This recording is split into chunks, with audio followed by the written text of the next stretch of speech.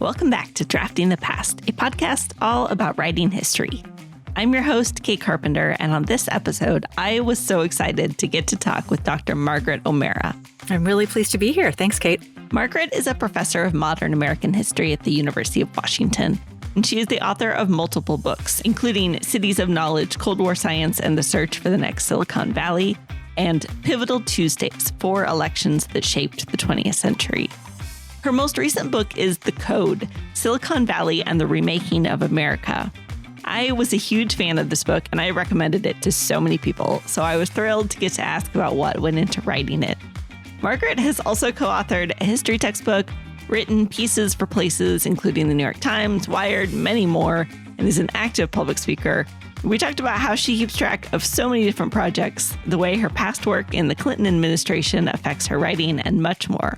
I thoroughly enjoyed my conversation with Dr. Margaret O'Mara, and I know you will too.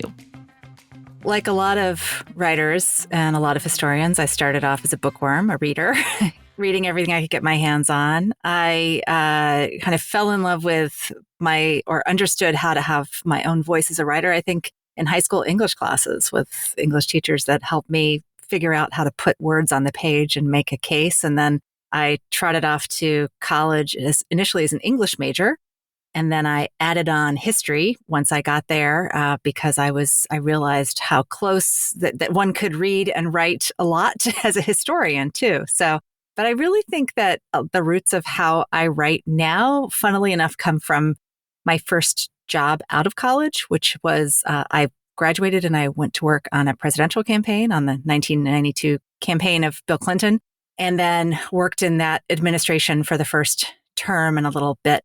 And in the course of that work, my job involved a lot of writing, but not writing, not perhaps very exciting writing, but it was very good discipline. I wrote briefing book for cabinet secretaries and for a while for the vice president.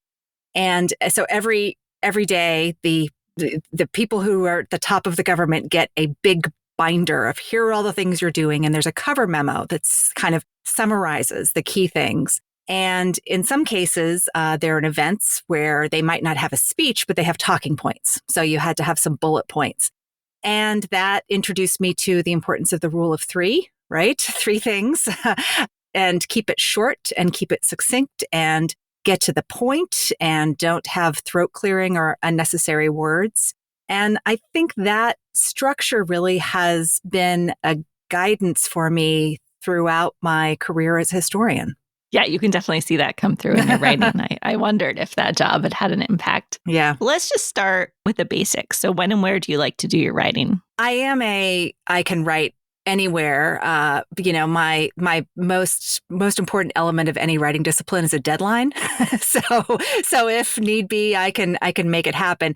But I like to be in spaces with other people when I write. It actually helps my focus. I've long been a coffee shop writer.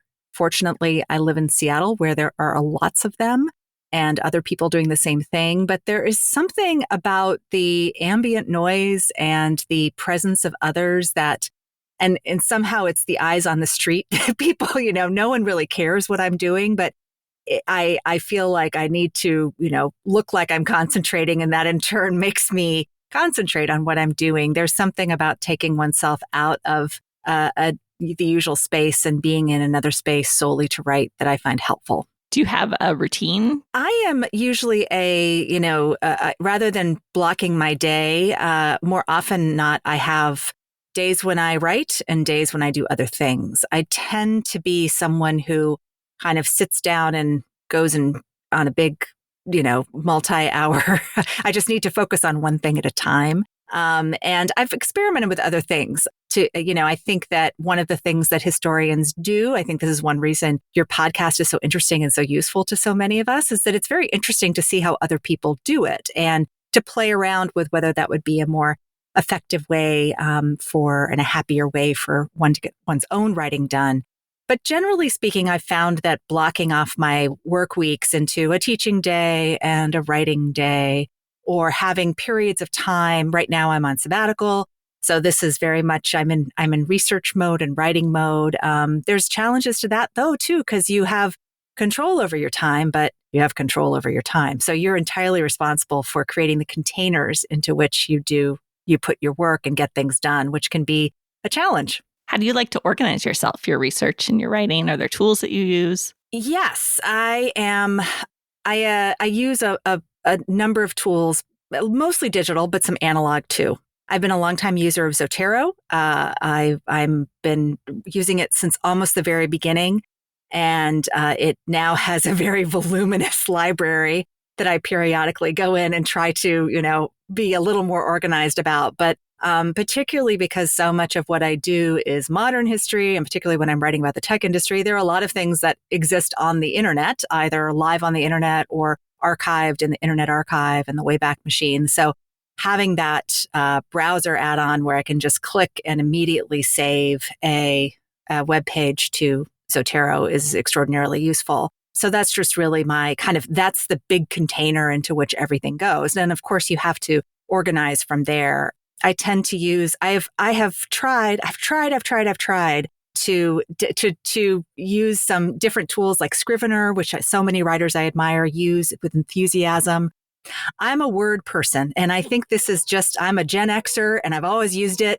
And even Google Docs, I get a little frustrated with when I'm collaborating with graduate students or scholars who are of a Google Doc generation. I will gamely try to go along, but I generally am a Word doc person, and I enjoy that. And so I will use Word docs as a place to be containers, subject-specific containers for notes on something, particularly if I'm writing something shorter like an op-ed or even working on an essay or a journal article. I will kind of have subject-specific Word docs that try to consolidate notes from Zotero and relevant quotes and kind of put them in one place where I can look at it all at once and see how those things relate to one another.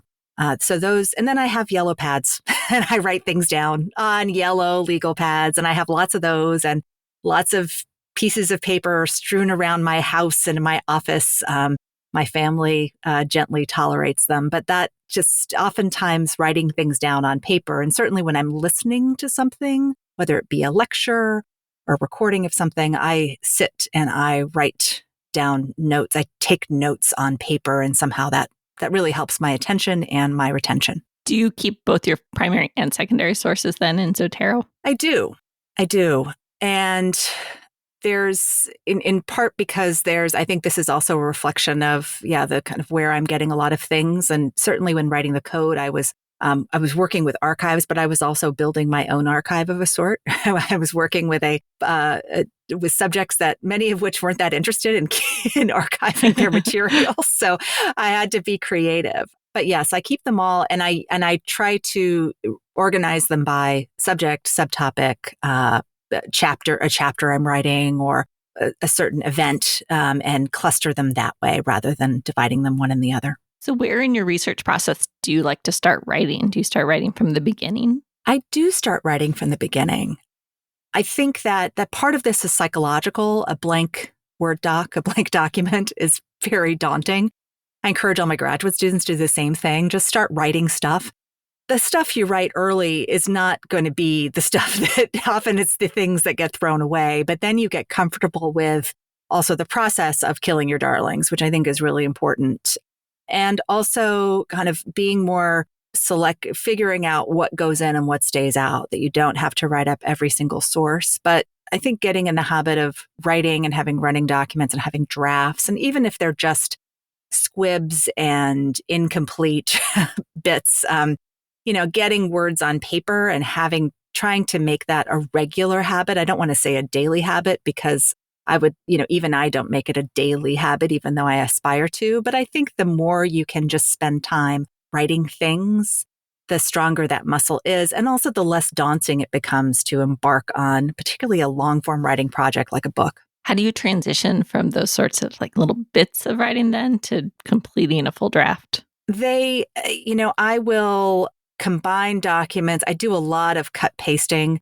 I always, and this is my kind of security blanket strategy, when I'm cutting anything, I throw it in another Word doc, kind of a clips document. Usually it is a dustbin to which I never return, but somehow knowing I'm saving those words makes me feel better and it's easier to cut them. But I do spend a lot of time playing around with structure when I have some things on the page. I will certainly have outlines. That's actually one thing that I use those yellow pads for. It's very useful to do outlines and kind of reiterate on those. I'm a big fan of Post-it notes on the wall. Like, here are the things I want to write about, and just making a note of that and then putting it on the wall. When I'm deep into book work, then it definitely is a bit of a, so-called wall of crazy. Like, there's a lot of things up there, but that is useful. I have a big whiteboard in my office that I use to put down, things that I try to kind of figure out relationships between different things and people. That being said, I am a chronological person.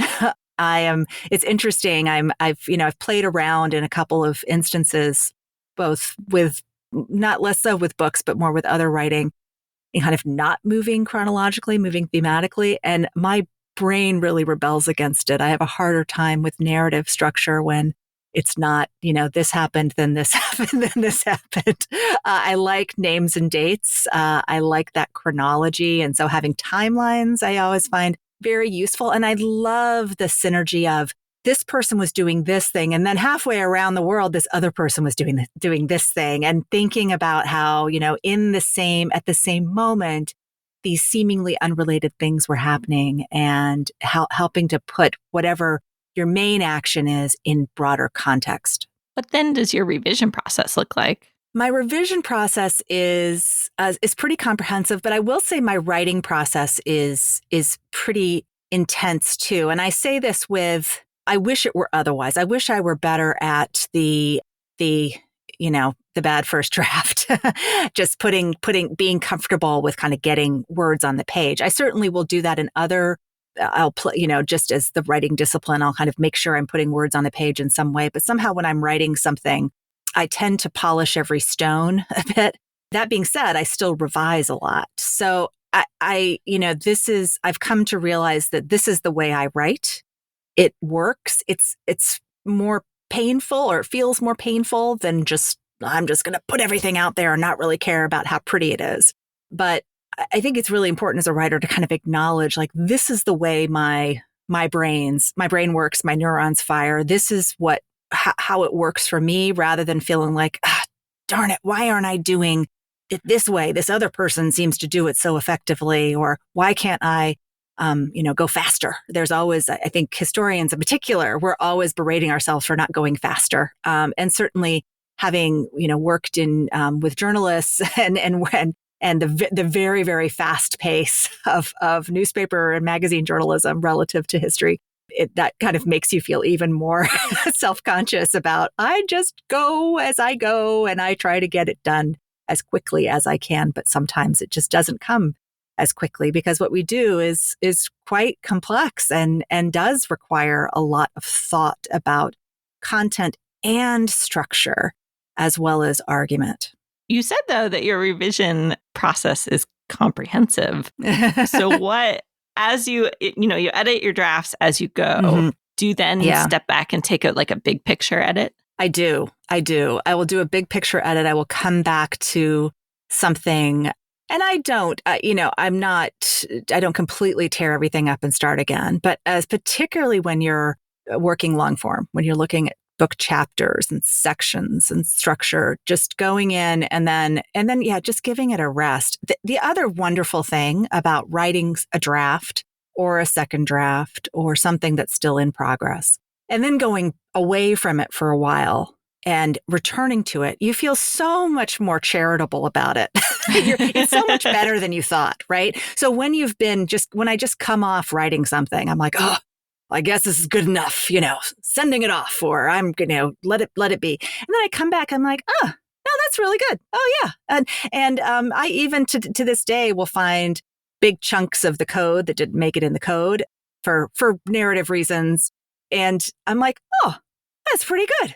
I should do something with that. So that's, we are very hard on ourselves and it's really valuable to go away from it and give yourself some rest. It's kind of like, exercise or strength training or anything intense.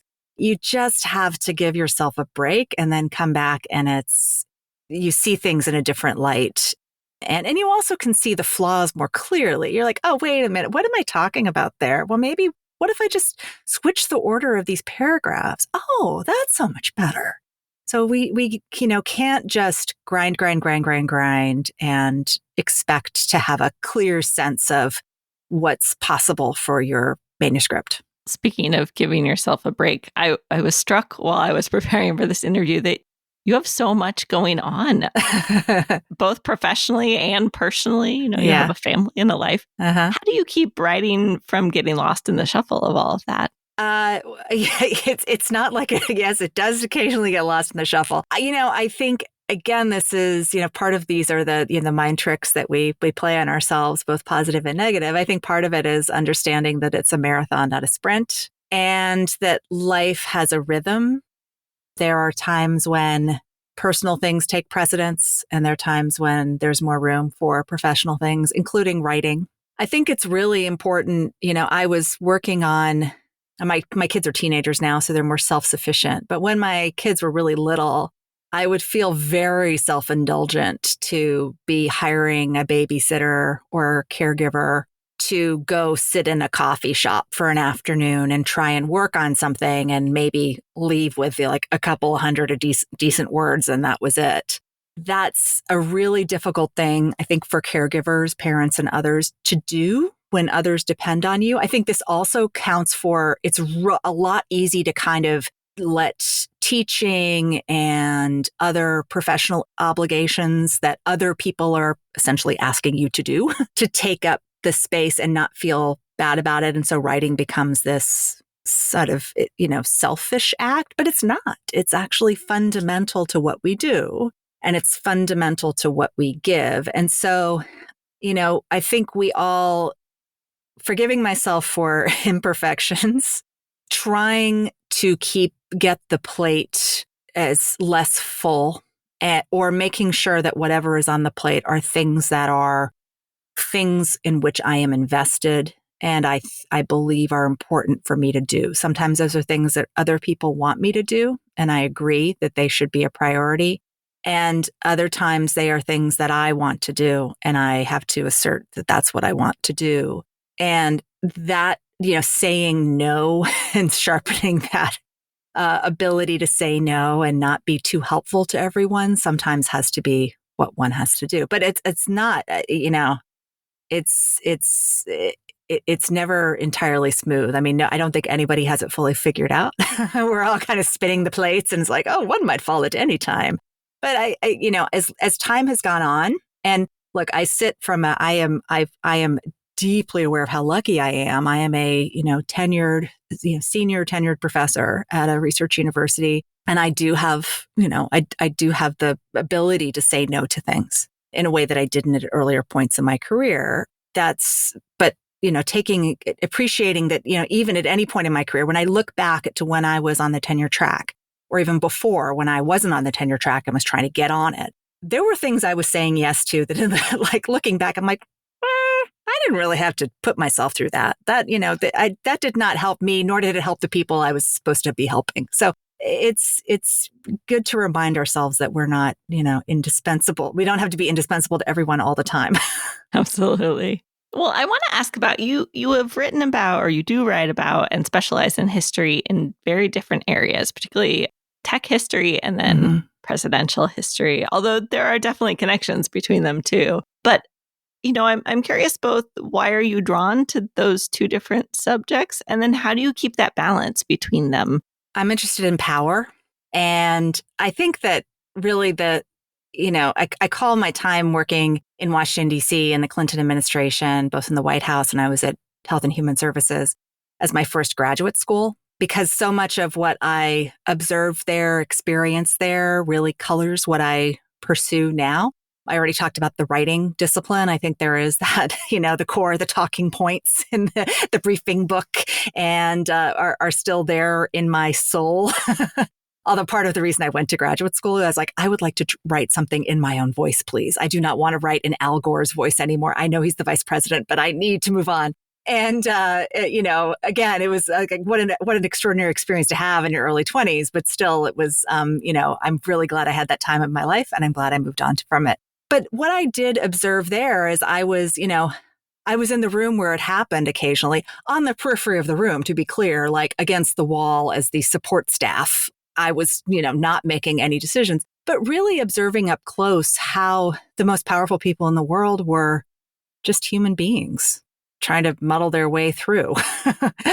And that there was no heroes, no villains, that these are complex beings. There's, historical contingency at work. The other thing that was really interesting, and why I chose history graduate school as opposed to law school or public policy school, was there was not a lot of historical thinking going on in the room where it happened.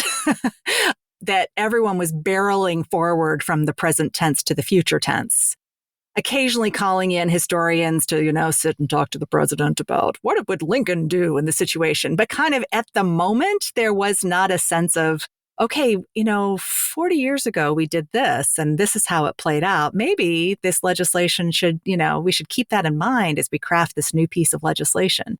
Because there just really isn't time and bandwidth to appreciate it and understand it. And so that was my, kind of what drove me to grad school. I went to grad school to study politics. I actually had worked on social policy and anti-poverty programs. And so I went to graduate school to study that, the history of that. And I came out of graduate school studying very, very wealthy people in Silicon Valley, which, of course, it's all the same political economy. So it wasn't that much of a difference, but it still was, how power works, who the haves and the have-nots are. And I'm very interested, I think, both in the case of presidents, modern presidents, and then certainly 21st century Silicon Valley. You have some similar phenomena happening where there's extraordinary concentration of power. There is a bubble surrounding the people at the center of it. It is very, very hard to keep a bead on reality and how most people are living their lives when you're either a modern U.S. president or a tech billionaire. It depends. In the case of the presidents, having people around you, hiring good people and having people who will say no to you and give you good advice, and having a kind of moral compass that will help guide you. And I think the same thing goes for, the titans of tech today are even more interesting in that they, at least someone who becomes president, well, most of them that was a lifelong project, right? Bill Clinton was thinking about being president at a very young age and worked towards that, and had a long career in government. Even someone like Ronald Reagan, who was, considered to be terribly inexperienced when he was elected, had been governor of California for 2 terms. Like, it was not nothing. Whereas, we look at some of the people who are the most powerful people in the tech world today, and they are very young people, as young men who had really done very little other than just software engineering and coding, suddenly come into immense success and wealth and don't have a broader sense of the world and may not always have people around them who are willing to speak truth to power. So, they have to build that education while they're actually flying the airplane. And there's I just find all that very, very interesting. I see a lot of parallels. And also the two worlds are very closely connected. I came to Silicon Valley in part because Silicon Valley was a place that it's certainly when I started writing about it in the late 90s, they were in denial that the government had anything to do with them ever. And of course, that was like catnip to me. I'm like, aha, I shall show you. And so that's how my dissertation project took shape. That became my first book, Cities of Knowledge. We've talked about how your first job really influenced your writing. You also write a lot in sort of public forums, whether that's op-eds or essays. How has that type of writing shaped your approach? A number of ways. I feel so fortunate to have had the opportunity to publish in these public forums and also to be edited by extraordinary editors. I've learned so much. That's the secret to good op-eds is a good editor. That's the secret. People are like, oh, how does this? That was a great piece. How did you do that? I'm like, I had a great editor. It was actually, it was useful. One of the things I realized soon after I started doing more public writing is I had sort of prided myself on being like, oh, I have this background in politics, talking points, speech writing. I'm a, clear, crisp. I'm not getting sunk down in academic writing, the problems that some academics have and kind of rising above and telling a story. Oh no, I felt very fuddy-duddy when I was first, sending in pitches and drafts, and they're like, no, you're not getting to the point. Like, what's your lead? Be more crisp. And I think that it was a reminder of the importance of simplicity and how quickly you do have to get to the point and be very clear about this is what my hook is. This is what my point is. And to be learning how to be very economical in writing about complex things, but yet not giving up the complexity. That was something too that I really tried to do with the code, is to be kind of reader friendly to people who were maybe tech users, but not technologists themselves, but also not to do away with all of the complexity that was going to communicate that this was not something that was just, one and done. So I've learned how to write. Of course, writing short is much harder than writing long. And so it's been a good reminder of being very economical with words. The other thing that writing for the public really built my muscle for is, certainly when I was writing pretty often for the New York Times, I was being asked to write about things that were not I hadn't written a book about, or more pointedly, someone else had written books about. And my initial instinct is like, oh, no, that's not my area of specialty. You should, you kind of defer to other historians, rightly, who've done the work. And so I think I think this counts for public writing. This is not for academic writing, but when one is writing for the public as a historian, and you're kind of the only historian in the room, what I tried to do was first have the confidence to say, well, look, I teach about the tariff, 19th century tariff. I can write about it like I teach about it. And as when I teach about it, I'm going to draw upon the extraordinary work that others have done, and I'm going to give them credit.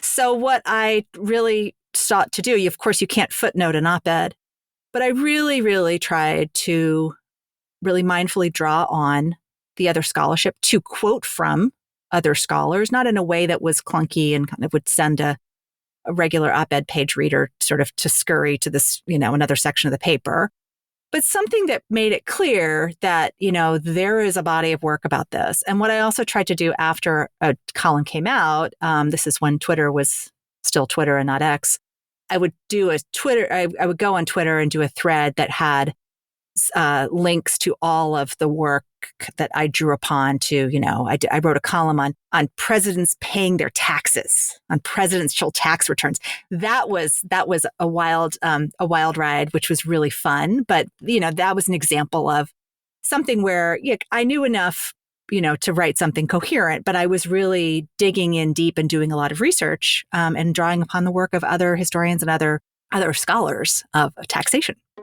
To talk about how so many things come together in Margaret's writing, I asked her to read an excerpt from the Code and talk to me a bit about it. Here's Dr. Margaret O'Mara reading from the Code, Silicon Valley and the Remaking of America. The morning fog hadn't yet burned off the plum orchards as the rented blue Pontiac rumbled down the country road a few miles south of Palo Alto. Bill Draper was behind the wheel. His friend and business partner, Pitch Johnson, was doing the same thing in another orchard, in an identical blue Pontiac. They did this every morning in those heady early days of Kennedy's New Frontier. Wake up early, hop in the rental cars, go on the hunt for deals. Draper slowed down as he spotted a wooden barn looming up among the trees. A farmer had built it years before to dry the harvest, but as he got closer, Draper could tell it wasn't full of prunes any longer. Nailed up over the door was a sign with a company name on it, syllables of Tex and Trons, that signaled a fledgling electronics operation inside. Rolling to a stop, Draper hopped out of the Pontiac and headed to the door. A brisk knock, the door opened. Another young man in shirt sleeves squinted out into the morning light. Draper introduced himself and got right to the point. I'm a venture capitalist. We buy minority interest in companies like yours and turn over money to you to grow your business. That was all a cash-poor entrepreneur needed to hear. Come on in, the young man replied. Draper had just snagged another one. Morning after morning, company after company, Bill Draper and Pitch Johnson became the go-to guys if you were a young and hungry electronics company. I had such a hard time choosing what passage to pull, so it's such a good book. What goes into writing a passage like this? You know, as I'm reading it, I'm thinking about when I first heard this story. I was sitting at lunch at the retirement community, very high-end retirement community that's just across the street from the Stanford Shopping Center on Sand Hill Road on the border of Palo Alto and Menlo Park, talking to Bill Draper, who in his mid-80s at the time was still very vigorous, had just come from a game of tennis. And him telling the story, which I know he had told to other people many times before, and then he again told it to me again. Pitch Johnson told it to me again. It's the story they tell about themselves. But I love how we were eating club sandwiches and talking about it. And, during those lunches, and this is one of the reasons that the venture capitalists became, big figures in the book, because they are this connective tissue across the generations. I realized that, a couple of things about these people. First of all, they've been friends eating club sandwiches together for lunch and playing tennis since the 50s. They're very close. And how I got to interview so many of these people is because they all knew each other. I talked to one, they're like, oh, you need to talk to my friend so-and-so. And they're retired. So they had nothing but time and they were still very with it and energetic. And, it was great. But, this sense of possibility and beginnings and kind of wide openness and they talked about, they'd always bring up the blue Pontiac. They had these matching cars. And what I really loved about the story, what I wanted to do was situate the reader in a Silicon Valley that was before it was Silicon Valley, when it was really not a place that was, anyone at the time would have thought destined to be the high-tech capital of the world. Like, this was an agricultural valley in California.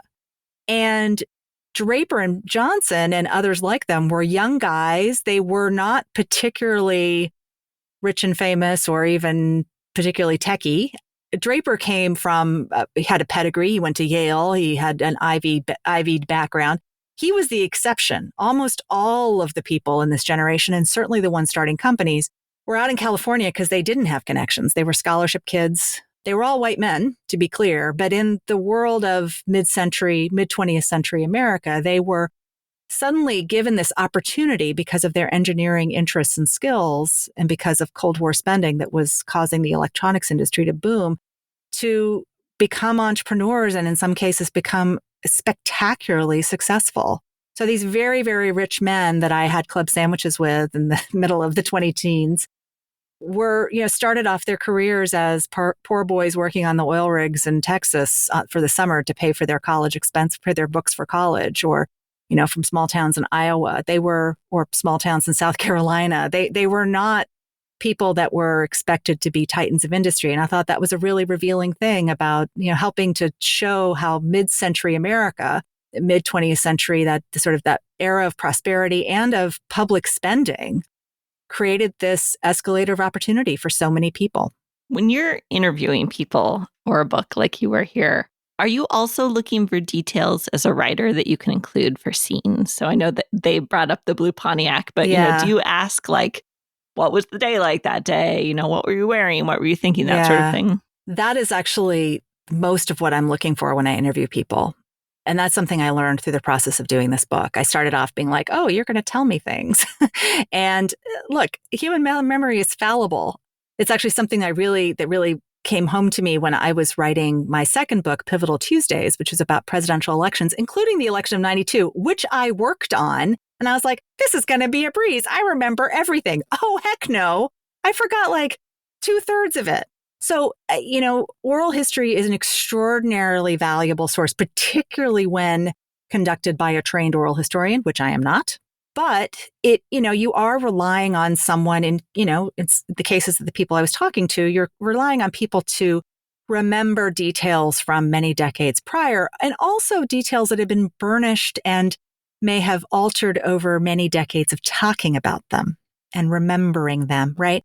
So the things that I really appreciated and I loved about talking to these people in the, most of whom were toward the end of their lives were the personality details I could pick up and the things about them. So, for example, one of the venture capitalists I spoke with, who I was talking about lobbying for lower taxes, and he's like, "Oh, you know what?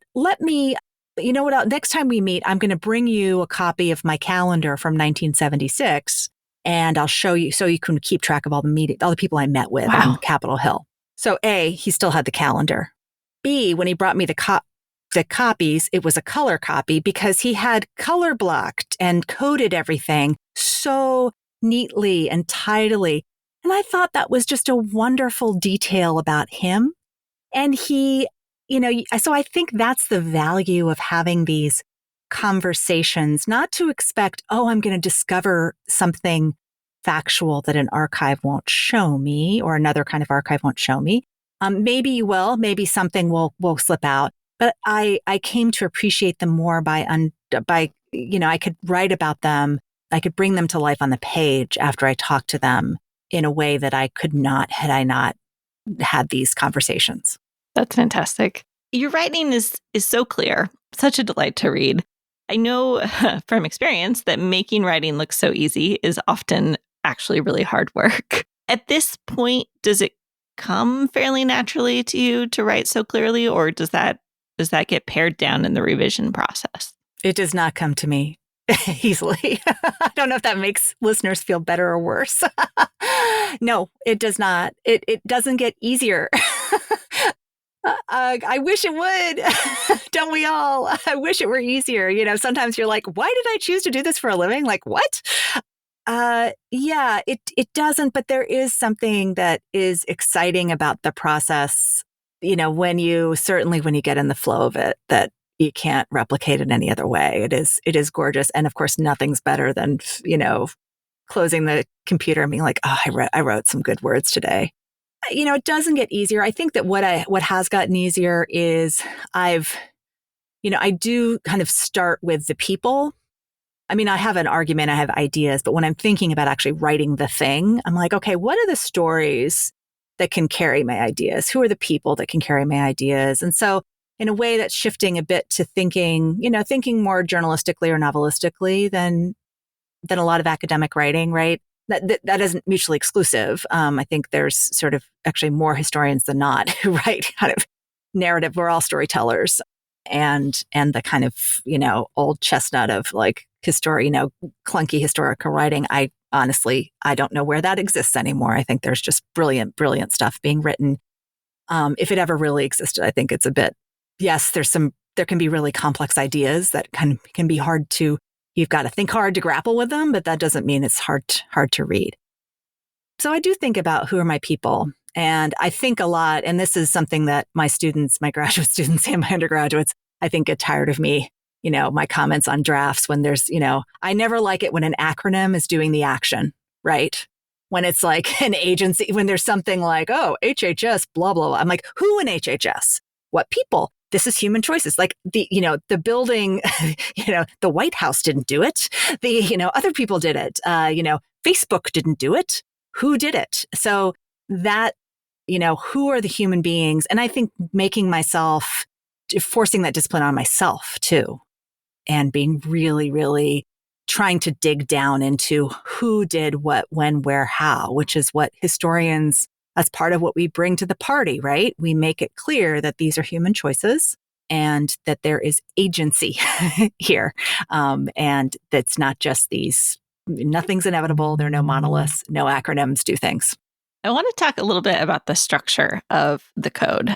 You mentioned earlier that you're definitely a chronological person, and the book is largely chronological, but you've structured it in 4 acts. But then there are these series of what you've called arrivals, where you sort of introduce characters. How did you settle on this structure for the book? Well, I was, part of it was whenever you're writing a book, you're, reading a lot of other books and thinking about how structure, is effective. And I really I found myself drawn to structures, books that sort of where you do take that beat in between parts, where you have these short interludes. One book that kind of very directly influenced my thinking as I was thinking about the structure was Richard Wright's Railroaded, which is about the transcontinentals. And he has these wonderful interludes that are, not necessarily, they sort of take you out of the narrative, but give you something that is related to the narrative and kind of set you up. As I thought about the structure, I knew from the start that I wanted to have kind of delineate that there have been multiple Silicon Valleys. There's still, there are many existing today, but there's sort of been different eras that are pretty distinct. And I thought that it would be also kind of fun to make them analogous to the process of launching a startup or a new product. And which is kind of, thinking about Silicon Valley, the place, as like analogous to a company, as is sort of, that was a bit of a bit of shtick, but also it was trying to make my point about the long evolution. Like, we would not have gotten to now if we hadn't had the then, that these things are connected. It isn't just, this is a nice historical plaque and we've moved on. And that's definitely the way that a lot of technologists, not all, but many, think about history. They're like, that's not relevant to what I'm doing. I'm building the future. I wanted to make the human bit. The other thing I really want to do with this book, because so much of, it's so easy to, again, write about, just like we don't want acronyms doing the action. It's so easy to write about technology and talk about technology as if it's doing it on its own. Like, we just think about how the public discussion about artificial intelligence goes, right? AI this, AI that. Well, an AI is a thing built by people and controlled by people, and it has humanity. And that was part of my, what I wanted to do with this book, was to show the human beings and the range of human beings, not just software engineers, not just electrical engineers or hardware makers, but people from a range of backgrounds, a demographic diversity I wanted to illustrate, and also to kind of, it's fun going into people's lives and bringing, there's some really great personalities. And they aren't just, and it's a range of personalities. It isn't just like a wacky tech guy. Like, there are also stereotypes that, I wanted to transcend and I wanted to play with. For all historians, but I have to imagine maybe especially for someone writing about subjects that are so influencing our lives still right now. Although, what history does that not apply to? Yes. I don't know. But there, one of the struggles is to make sure that we're not making history seem like something inevitable. Like, the way things are today was how it would always go. We talk about historical contingency. Do you have a strategy as you're writing for making sure that both you and the reader are kind of back in that place of possibility, rather than feeling like you're just foreshadowing what we already know is coming? I do. While I think ultimately in the final draft of the code, my organizational structure was very much, when I went in those final revisions, I was like, how is what I'm talking about helping us understand how we get to now, how we get to the now of big tech and platforms? But also to be very clear. And I think this is what this book sought to do, was to place this funny place out that's, out in California where those wacky tech guys, place it in broader historical context, in political history, nestle it in social history. This is a history of America. This is a modern American history from the 1940s to the present. And tech is part of that, and is a product of that and a shaper of that. The tech industry is. So what I sought to do, for example, in talking about the years right before the Second World War, when companies like Hewlett Packard and other Stanford spinoffs are starting up in garages in Palo Alto. What I also mentioned in that discussion is there were guys in garages all over the United States in this kind of the beginning of the 20th century. This was tinkerers in garages were a thing. So you could go to Dayton, Ohio. You could go to a lot of places where you could find many, many more of them, to be clear, Wright brothers in Dayton, for example.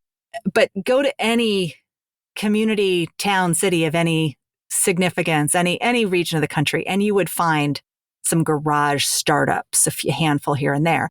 Because that handful of garage startups near Stanford included Hewlett Packard and other companies that became extraordinarily successful, and was the kind of the germ of what came next. It's, that doesn't mean that this was destined. Now, at the same time, there were other things in place earlier that did, even before the Second World War, which was very much a hinge of history and was a propulsive force in making Silicon Valley an electronics center. But, there were other things there in that region of the country. There was a specialization in small electronics and communication devices, which kind of makes sense in the Bay Area because you're far away and needing to do long distance communication, including communication at sea. So remote communication was a priority. It was of an interest. So no surprise that there is a regional specialization in that. And then what turns out to happen is, again, this is not inevitable, but the electronics industry as it grows in Silicon Valley before it was Silicon Valley in the 50s and 60s, mostly defense oriented and space oriented, is small electronics and communication devices. Well, those are the building blocks for the consumer technology world that we have today, right? The computer industry, though, which obviously is important to the story, but that was all on the East Coast. Like all those companies were headquartered in the Northeast. So, I think showing that geographic variety. Also, I really wanted to talk a lot about Boston as a kind of the symbiotic relationship between Silicon Valley and Boston. Not a competitive one. Silicon Valley was too small and too insignificant for a while. But, that also, and putting it in context, I think helps with that to get, can show readers that nothing was inevitable. And that's really exciting, right? That's the fun part when you're like, no, this was not destined to be. And that also puts agency back in, human agency, human choice. And the choices that were made on the ground by people there to not only just have history happen to them, but also to try to bend the arc really made a difference. Are there people you rely on for feedback as you are writing? Yes. I am. My husband is a big truth teller. He's not an academic, which is been tremendously helpful. His bullshit detector is very, very finely tuned. And that has been extremely, extremely helpful in both talking through ideas and having him give feedback on drafts to the degree that he can be patient. He patiently will do it.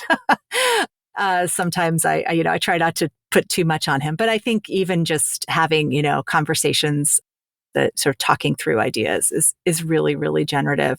I also try to, I get really good feedback, both from colleagues, like workshopping as early and often as you can, even when it's scary, is very, very helpful. Sometimes you come with too many ideas, but it also is helpful in saying, no, this is what I'm saying. So sometimes when someone is giving you advice that you actually don't think is right for the project, or then you're like, no. Okay, clearly I'm not making clear what my point is. So I'm not, there's something about if I'm getting advice that I think is off base, let me pause a bit and say, well, maybe this is something about the current draft or the current conceptualization of the project that I need to more fully flesh out and be more clear in writing about, or even just think about more hard. And so that's really useful. And then, editorial feedback, both stylistic and content wise at the later stages, the more eyes upon it, you don't want too many eyes, too many cooks. But one of the things I did for my first book manuscript that was extremely valuable is I actually did a second round there was obviously peer review. It was published with Princeton. But I had another set of mentors who were gracious enough to read the book too and give me feedback. And they came from the diversity of their disciplinary specialties was such that it really, really was very generative because they were asking different questions and pointing out different things. And they were all, and I think having other people whose writing you admire read your writing and not be defensive about it and be brave enough to do it. Sometimes it can be really scary. That can be so, so helpful. Are there other people, speaking of people whose writing you admire, but are there other people whose work you like to read as inspiration as a writer, or maybe even other media that you look to? Oh gosh, I read widely and deeply, and I'm just so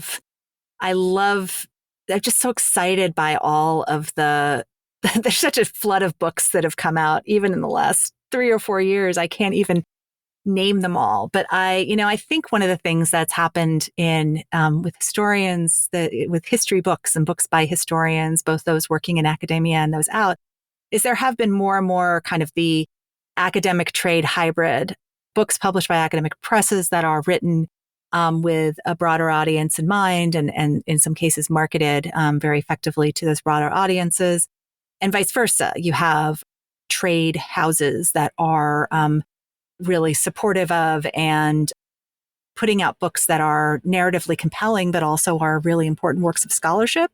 One of the things, the great, it was such a pleasure to work with Penguin Press for the Code. And one of the things that, in addition to all the kind of fantastic editorial support I got, and it sort of made it such the book that it is, but also, being able to, those footnotes are dense. There are no footnote was stripped down for this. This was I got to really show my work and leave a lot of breadcrumbs for other scholars and others to pick up on. There's a lot of stories in the book that I give a couple paragraphs to that could be books in themselves. And that's really what I tried to do. So, there are a lot, and I read fiction.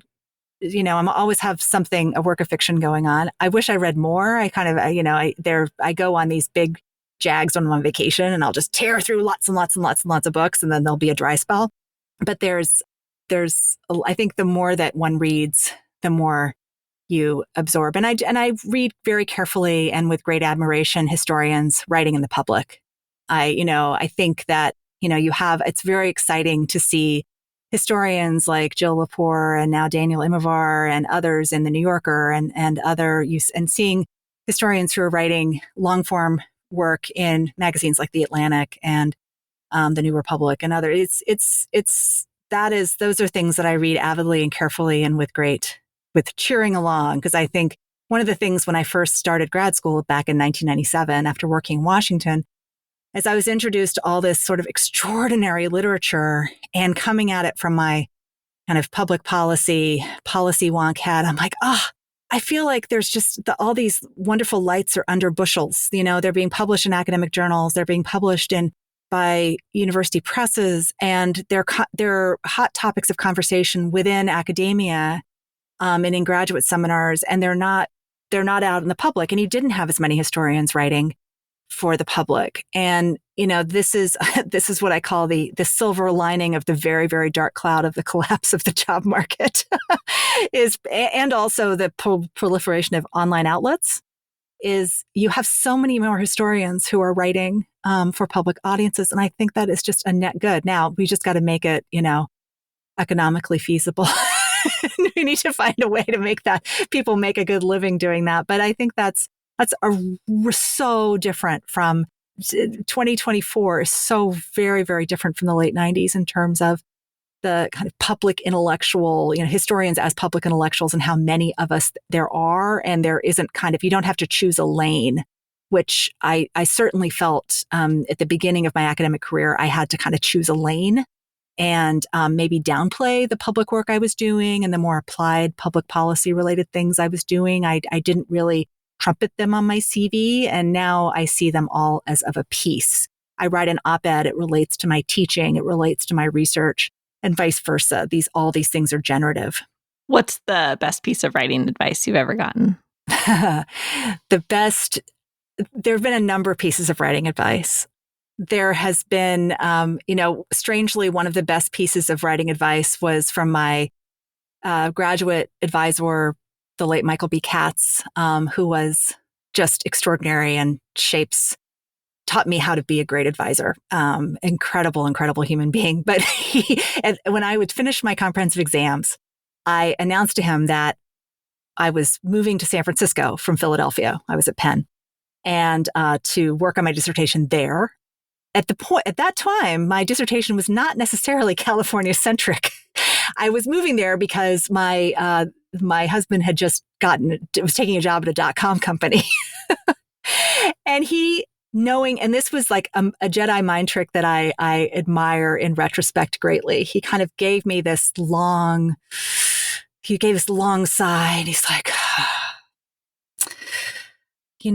when graduate students move across the country to when they're writing their dissertation, they rarely finish it. And so that was like, he knew exactly what he was doing. I'm like, darn it, I'm going to finish this and I'm going to prove him wrong. He knew exactly. So sometimes that was very helpful. But I think in terms of kind of writing advice, concrete writing advice, I think, write what some of the aphorisms are kind of, the hackneyed ones are sort of true. Write what you know. I was working on a kind of grand comparative project on high-tech regions around the world and flailing a bit. And my then literary agent, Jerry Toma, was like, write what you know. Write about Silicon Valley. I'm like, oh, yeah, that's what I know. Okay.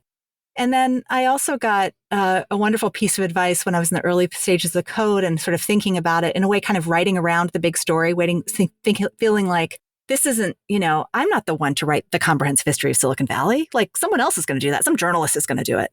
And my friend Fred Turner, who's at Stanford, he and I were on a fellowship together, and we were sitting down having coffee, and I was sort of like, oh, I just don't know he's like, just write the whole thing. You write the thing. You're supposed to write it. I'm like, you're right. I am supposed to write it. Yeah. Like I can't wait around for someone else to write it. I'm going to write it. And so these are less sort of about the process of writing. I mean, there are other things like, just put your butt in the seat and, like turn off the internet and all the things we know we should do. But the other, I guess I think the one operational piece of writing that I should also mention that has been very valuable to me. And I think I feel like he didn't say it quite this way, but I think the idea really came to me from feedback I got from Richard White on the manuscript for my first book. And essentially it's sort of a version of the Joyce Carol Oates, you can't write the first line of the projects until you've written the last line. And it's the advice I give all my graduate students and undergraduates and myself, which is write the introduction or revise the introduction last. Because it's when you get to the very end, you realize this is really what I need to say. And I need to say it early and punctually. I need to sort of put that out there as quickly as possible. And so the first line usually comes after the last line. So the first line is the last thing I write. Well, speaking of, I know you're on sabbatical now and working on another book project. Can you talk a little bit about what you're working on? Yeah, I'm in the... depending on the day, I would say I'm in the happy playing in the sandbox, or, that's on the good days. And the other days I'm wading through the fire swamps and might sink at any minute, which is the, early stages of research and exploration and thinking about a book that's I'm thinking of as a history of extreme wealth in America from the 19th century to the present. And the kind of inspiration of it comes from, in a way that, these are questions that a question I've been asked repeatedly over the last several years since the code came out from a variety of sources, students, journalists, colleagues, interested members of the public, that are essentially some version of, so what does Jeff Bezos have in common with John D. Rockefeller? Or how are Andrew Carnegie and Bill Gates alike or different? Is this a second Gilded Age? Or how does our second Gilded Age compare with the first? So I'm playing around with that. I'm not entirely sure what it's going to look like.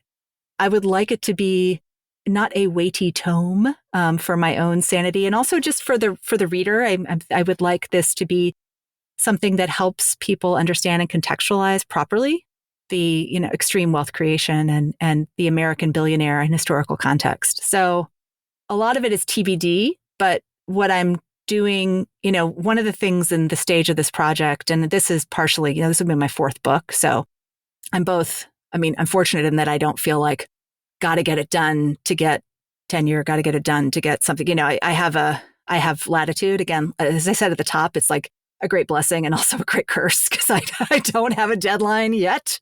It's just all self-imposed, but I really am trying to give myself lots of time. I'm having some really great conversations and kind of giving it oxygen and talking to people. So anyone listening, if you would like to, I'd be delighted to hear your thoughts about the idea. that has been, I think that's a luxury I have right now in my career. And also one of the things I wanted to do, and I've gone and given workshops at other universities and my university about this book, essentially the kind of proposal as it stands now and kind of the early ideas I have for it, is trying to model this, essentially, particularly for graduate students and scholars earlier in their careers, kind of the stop and start, the messy process of book creation. It's very easy to come and give a presentation on something that you've already done and it's all, sharpened and it's gotten all its feedback and it's all nice and tied up with a bow. It's a little more, can be humbling, but also very, very intellectually rewarding in having conversations that are more open-ended and saying, I have this idea. I know it's only not even half-baked, maybe a quarter-baked. It's a little warm. What do you think? And what would you have, What ideas might you have? What are your reactions to it? And that's been great. And so I'm having a lot of fun with that. And I'm writing some shorter form things that are playing around with different elements of it. I'm also, quite frankly, I'm also getting pulled into the maw of AI mania. So I am writing some things about that and trying to contextualize that and giving, speeches about that type of thing. So there are other things that are other strands I'm chasing. I'm letting this do a slow burn and not so, don't ask me when it will appear in print, but it's been really interesting and it's been really, really fun and so rewarding to go deep into the 19th century again, where, I'm a 21st century historian. So it's been really great to just marinate in that literature and think about that strange foreign country that is the past. Fantastic. Well, Dr. Margaret O'Mara, thank you so much. It's been such a joy to talk with you about your writing process on Drafting the Past. It's been a pleasure. Thank you for having me. Thank you again to Dr. Margaret O'Mara for that excellent conversation, and thank you for listening. You can find links to all of the books we talked about, as well as a transcript of the episode at draftingthepast.com. A quick programming note. I am reluctantly taking a break from the podcast for April and May while I focus on getting my dissertation finished. Don't worry, though, Drafting the Past isn't going anywhere, and I will be back in June with some wonderful interviews that are already lined up and ready for you. Thanks for your patience. In the meantime, check out some of the back episodes you might have missed or want to revisit. And remember that friends don't let friends write boring history.